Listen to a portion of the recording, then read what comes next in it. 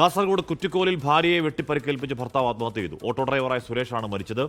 വെട്ടേറ്റ ഭാര്യ സിമി ചികിത്സയിലാണ്. അരുൺ പാറക്കൽ വിവരങ്ങൾ വെച്ചിരുന്നു. അരുൺ, ഭാര്യയുടെ കഴുത്തിന് പരിക്കുണ്ടെന്നാണ് അറിയാൻ കഴിയുന്നത്. കൊന്ന് ആത്മഹത്യ അതന്നെയായിരുന്നില്ലേ പ്ലാൻ?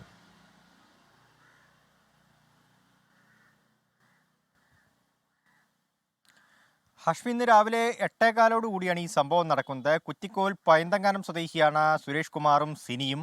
സുരേഷ് കുമാർ വർഷങ്ങളായി ഗൾഫിലായിരുന്നു. 2 വർഷം മുൻപാണ് ഗൾഫിൽ നിന്ന് നാട്ടിലേക്ക് വന്നത്. തുടർന്ന് കുറ്റിക്കോലിൽ ഓട്ടോറിക്ഷ ഓടിച്ചായിരുന്നു വരുമാനം ഉണ്ടായിരുന്നത്.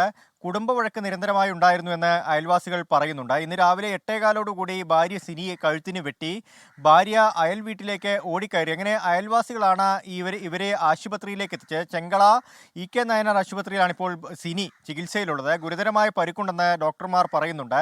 തുടർന്ന് ഈ അയൽവാസികൾ തന്നെ വീട്ടിലേക്ക് എത്തി നോക്കുമ്പോഴാണ് വീടിൻ്റെ റൂം പൂട്ടിയ നിലയിൽ കണ്ടത്. അങ്ങനെ ആ റൂം വാതിൽ പൊളിച്ച് അകത്തേക്ക് കയറിയപ്പോഴാണ് സുരേഷ് തൂങ്ങിയ നിലയിൽ കണ്ടെത്തിയത്. സുരേഷിന്റെ മരണം സ്ഥിരീകരിച്ചിരുന്നു.